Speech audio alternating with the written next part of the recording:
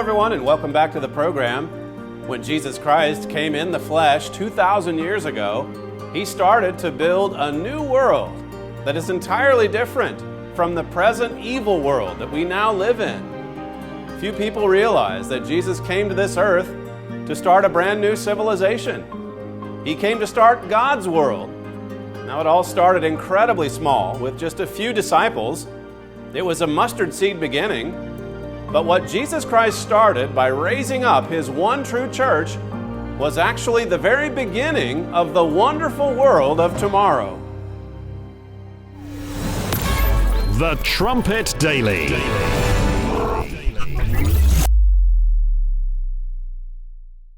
At a recent youth camp that we hosted here in the UK, I tried to show the contrast to our young people, the contrast between the world today with the world that God is building. You look at this world today, and as we've pointed out so many times on this program, it's a very dark and evil world. The Apostle Paul calls it the present evil world in Galatians 1 and verse 4. I talked about this article at the youth camp, that is. I talked about this article in Spiegel Online that talks about these youth camps in ISIS territory, in Syria, in Iraq, where these 11 and 12-year-old boys are brought in and brainwashed and exposed to all kinds of violence and abuse to bring them to the point where they will grow up and fight in the jihad. It was a terrifying look into a very ugly and dark and violent world, a world of child abuse. And then you contrast that with what so many of our youths, well, really not that many, it was a small camp, but what they were able to experience here in the UK for 2 weeks. A very busy schedule that had them worn out by the end of the day after all of the sports activities, playing football, playing cricket, playing basketball, and then receiving all kinds of instruction in the classroom as well. Instruction that comes right out of the inspired Word of God. God's truth that shows us how to live a happy and successful life, how to live a life of abundance. Young people exposed to other young people of like mind, put in all kinds of wonderful activities, to have social interaction, to play sports, as I said, and to dance and to sing and to be exposed to fine music, uplifting and wholesome activities. What a contrast with what you see in the world today. Let me just play a short clip for you. This is from a message that Herbert Armstrong gave back in 1985. The reason for all of the troubles in the world could be stated in just 2 words: human nature. And human nature is an acquired type of attitude and intention of mind. We were not born with human nature. We acquired it after we were born. The best hope that we humans have of bringing world peace does not come just alone from our efforts as adults, but is going to come through the training of little children before they acquire this human nature, and teaching them to be generous and to give.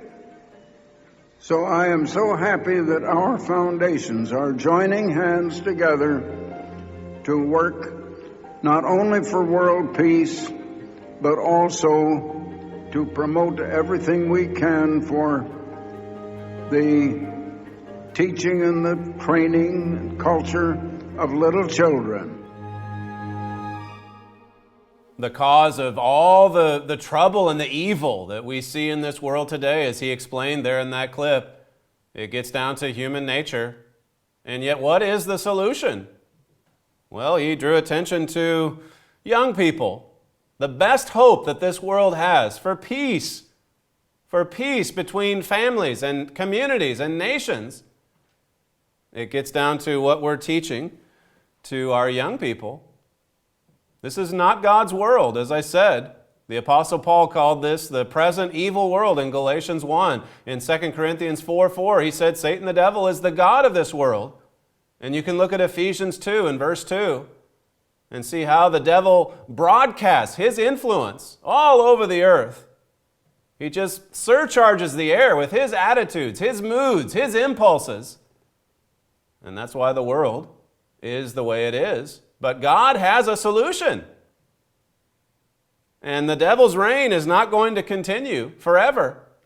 It says in Revelation 12 that his time is about up. He knows his time is short. That's why he's filled with wrath. So much hatred and rage. He knows his time is about up. And that after it is, the kingdom of God will be established on this earth. God's family. Already that family is here in embryo, in the form of God's true church.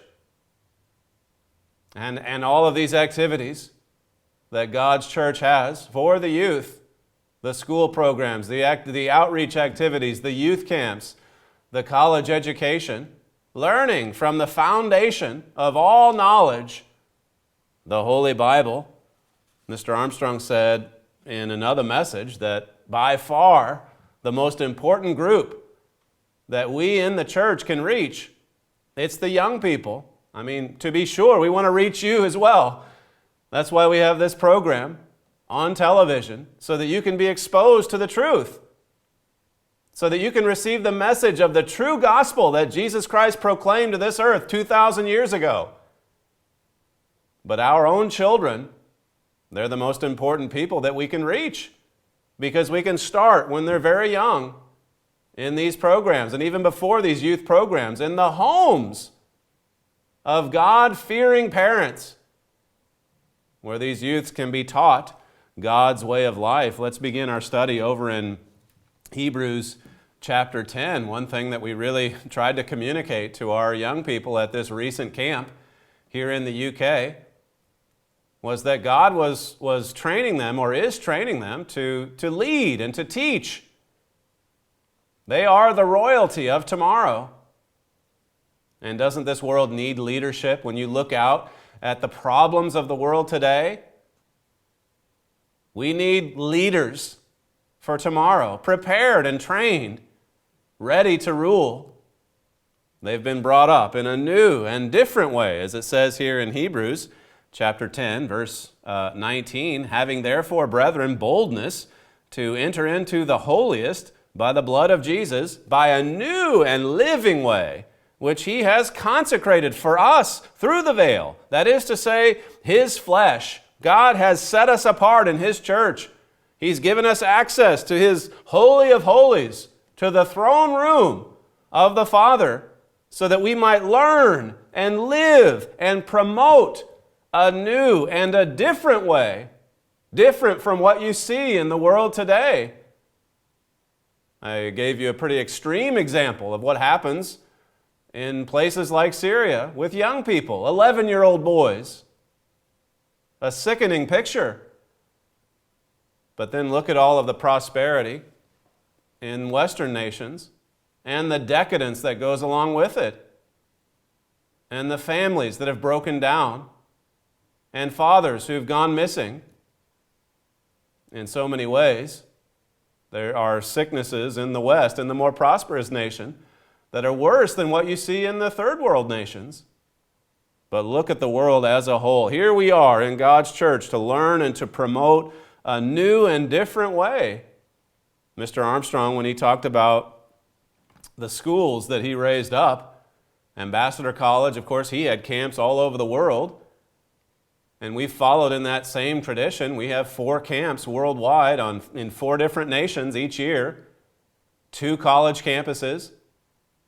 Well, going back to 1967, Mr. Armstrong described life at his college, the college that God raised up through him. These kids, it says, are kept so busy in work, they enjoy, and study they find absorbing and exciting in recreation, swimming, canoeing, powerboating, water skiing, and games and fun. There's no time for mischief, moral or otherwise. They're kept busy right up to bedtime, and then they're so tired they're glad to get right to sleep. And why were these young people at this camp happy? He's talking about actually the youth camps that he had as well in Minnesota, in Big Sandy. They were all over the world, in Pasadena, California, in Scotland, in Australia. It says, why were they happy? There was a reason, because they had been under authority. This camp was well organized. They had, in their turn, speaking of the youths, first submitted their wills to God, allowed their minds to be teachable, to let their Maker teach them His ways, His laws. That's what Paul's talking about here in Hebrews 10. A new and different way. It says, and these were the ways that regulated these young people in camp. And the result? Well, they enjoyed that camp. They enjoyed it. He goes on to say they were happy. They had fun, the kind that didn't boomerang, put to the test. God's way really paid off. It will in your life too. See, there's a lesson that even you can take away from this. You shouldn't sit there and think, well, I'm past my teen years. I'm well past my teen years. What does God have in store for me? Well, we can look at this way of life, and as he says there, it does pay off, and it'll pay off in your life too. If you come along and learn this new and living way, the law of cause and effect. Going back to the book of Deuteronomy, God said to Moses, he told the Israelites, if you obey my laws, you're going to be blessed. You're going to experience the good life. It really does pay off. Verse 24 says, and let us consider one another to provoke unto love and to good works. That's the essence of God's love. Consider one another. Consider the other, not self. There's enough selfishness and vanity in this present evil world. But with God involved in our lives, we can learn to consider others and then provoke unto love and good works. That's what we saw at our recent youth camp. Young people of like mind, helping one another, iron sharpening iron, provoking each other, not to anger or wrath or division, but to good works. It says here in verse 25, not forsaking the assembling of ourselves together, as the manner of some is, but exhorting one another, and so much the more as you see the day approaching. What day is that talking about? That's talking about the day of Jesus Christ's return. And Paul says that as you see that day approach, well then, so much the more, come together as God's people. Don't forsake the opportunity to assemble together. That's when God's people need each other the most. As I say, we talk often on this program about the many problems of this world. But the other side that you need to see often as well is the solution. The solution that God is preparing. Once Jesus Christ returns to this earth, as you see that day approaching, come together and get ready and provoke one another to love and good works. Drop down further to verse 37. It says, for yet a little while, and he that shall come will come and will not tarry. We're not that far away from the return of Jesus Christ.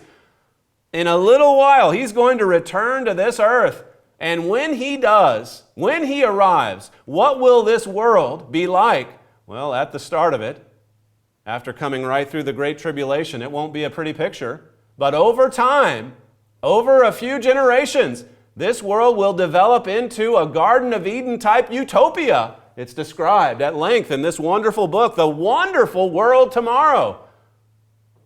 That world has started today in God's church. In these youth programs, as small as they might be, it's a mustard seed beginning, as I said at the top. But very, very soon now, that way, that new and different way is going to spread right around the earth. This booklet was written by Herbert Armstrong. We've offered it before on this program. But if you didn't get a copy, now is the time to make your request. This one here, I don't know if we've offered yet here in the UK, The God Family Vision. But what a wonderful study this will be. These two booklets together. This one here written by my father. The God Family Vision. How much do you hear about the God Family Vision? Even in the world of religion today, you don't hear about it. Because man has been deceived about God's purpose and plan for mankind. The purpose being carried out here below. The fact that we were born, we were made to be then born into the family of God. And we see that reproductive cycle play out over and over and over again in the flesh. God is reproducing Himself. That's what it says right at the start of the book, Genesis 1, verse 26, where He made man in His own image and likeness. Well, that's discussed, as I say. In this book, this wonderful book, the God family vision, as I was telling our young people recently, once Christ returns to this earth and establishes God's government on earth, what kind of world will it then be? What kind of entertainment will we see? What kinds of programs will be on television? What kind of music will fill the airwaves? What kind of activities, sports or otherwise, will we be participating in? What will the youth camps be like? Will there be music? Will there be dancing? What will the family be like? How involved will parents be in youth programs? Well, in so many ways, as I told our young people, they've been exposed to that new world with these many programs God has already established in His true church. God is exposing His people to this new and living way. And soon the family of God will take that new and living way to all of mankind over all the earth, in every nation, first world, third world, everyone exposed to God's truth and given an opportunity to live this way of life under the rule and reign of the God family, God's family government. Make sure, if you haven't gotten this literature yet, that you jot down the information on your screen during the break here. Call our operators today. Send in a text message. Request the material online, any way that you'd like, and we'll send this out to you just as soon as we can. We'll be right back. The Scriptures of the Holy Bible, the inspired revelation of the Supreme God, have foretold today's world conditions and trends, and give us the advance news of coming peace on earth, of universal prosperity, of happiness and joy, of veritable utopia. This is the good news of the world tomorrow, and it is absolutely sure. This coming world is vividly described in our booklet, The Wonderful World Tomorrow, What It Will Be Like. Request your free copy. There is no cost or follow-up. Just ask for a complimentary copy of The Wonderful World Tomorrow, What It Will Be Like. As part of this free offer, also request The God Family Vision. Jesus Christ came to earth to declare the Father, to reveal the God family. He didn't come here to declare Himself, as so many in this world believe. That deception is why the world doesn't understand God's plan for mankind. Mankind is in the dark. Here is the only message that will fill us with hope. It is about bringing God's government and peace to the whole universe. It is the true gospel that mankind has never understood. Request The Wonderful World Tomorrow, What It Will Be Like, and request a free copy of Gerald Flurry's book, The God Family Vision. To learn more, please visit thetrumpet.com.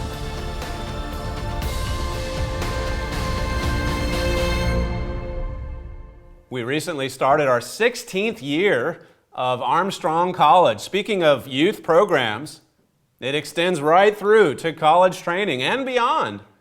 16 years of college following in the tradition established by Herbert Armstrong back in 1947 with the establishment of Ambassador College. What a lifestyle. What a new and living way that was put on display on those campuses. He had 3 of them, one of them right here in the UK, and today God's church has 2 campuses as well. Let me take you back to what Mr. Armstrong said about the first few years of Ambassador College.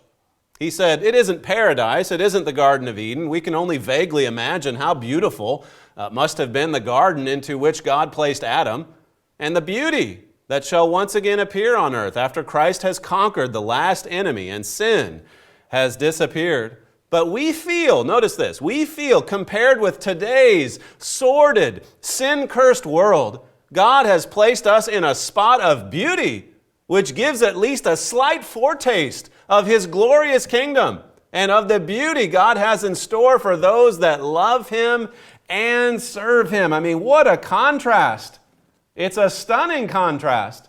When you look at those old campuses and the radiant joy that emanated from those campuses and the people on those campuses, and you see the same thing today at God's college. Let me just go through a few verses from the Psalms. Psalm 127 and verse 1. What a contrast, though. As I say, that's what I tried to help our young people, our teenagers, see when they were here at our recent youth camp. Look at the world today, and then look at what God is building, and go after it. Do you want it? Do you want God in your life? Do you want to get involved in the activities that God is involved in? Because you can be. You can be involved in those activities. But God really wants to see us hunger for that way of life and go after it with some passion and zeal. Psalm 127 in verse 1, it says, "Except the Lord build the house, they labor in vain that build it. Except the Lord keep the city, the watchman wakes but in vain." See, God has to be the builder. He's the architect. God is a family man. He's a family builder. Unless the Lord builds the house, well, we're just going to be out there laboring in vain. But if we do it God's way, if we follow that new and living way, what a blessing it will be. And the joy and the happiness that will come into our lives as a result. It says, "Lo, children are an heritage of the eternal, and the fruit of the womb is His reward." What a gift. What a blessing children are. They really are. It's a shame that more parents don't view their children this way. Too many adults see children as a curse, or at least as a burden. And it's not that way at all. Not when you understand the God family vision. Verse 4 says, "As arrows are in the hand of the mighty man, so are children of the youth. Happy is the man that has his quiver full of them. They shall not be ashamed, but they shall speak with the enemies in the gate." Happy is the man that has these children, where the family is intact. What a miracle it is. Reproduction. Just looking at it even on the physical level, and then putting it together with the real miracle of spiritual reproduction. Jesus explained it in John 3. And so few people even understand the truth about what it means to be born again. We know what it's like to be born physically. We've seen examples of that. We've all been born physically.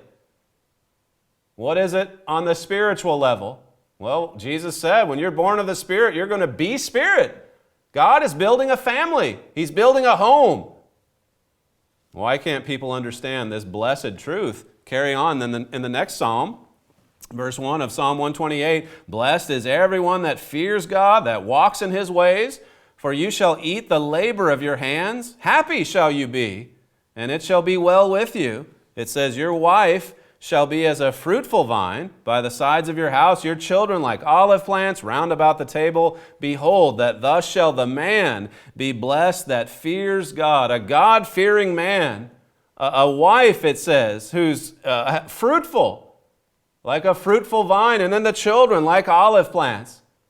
That's the way God established the family to be from the beginning, to revolve around a loving father. Here is a traditional family, traditional in the sense that it comes from the Bible. It's the way God organized it. And what a blessing it is when we organize our lives, our marriages, and our families around this instruction, this new and living way. Notice this quote from what Herbert Armstrong said in 1984. "There's no part of this work that I can see now is more important than our work with the youth." He says, when the new world comes, the world tomorrow, we're not going to just have all the perfect utopia that we think about and talk about immediately. It's going to take time, and it's going to have to start with the little tots, he said, and with the children, with the youth and the young people. And by the time they grow up, we're really going to have utopia. We're going to have to start while they are young. He said there, what he said in that clip I played for you in the first segment. It's a mustard seed beginning. But what a beginning it is. And when it spreads, and everyone experiences this new and living way, what a blessing it will bring to our nations. What a healing it will bring to our peoples. Another quote, yes, this world is going to end. That is, this system of society, this world's economic, social, religious, educational, and political structures, they're definitely going to be destroyed. They'll be destroyed by the second coming of Christ, but a totally new world will shine forth. Jesus Christ, with all the divine power and glory of the eternal God, will return to earth to set up the world-ruling kingdom of God. The world tomorrow will be God's world. We are now at the end of man's world, but here, notice this, here, even now, is the herald of the peaceful world tomorrow, already in existence, are two of the new world educational institutions. See, he had enough spirituality to see where these youth programs were leading. He said also in some of his writings that nothing is as important as family, because it strikes at the very heart and core of the true gospel message. That's written about at length in this book, The God Family Vision. This is the heart of the gospel message that Jesus Christ proclaimed. And once that family, God's family, is set up and established on this earth, it will build a Garden of Eden utopia that will spread over, it'll go far beyond just 2 campuses. It'll spread over all of the earth, the wonderful world of tomorrow. Make sure that you request both of these booklets. Write down the information so that you can call us or text us and request these 2 beautiful books today. Thank you for joining us again, and we'll see you next time.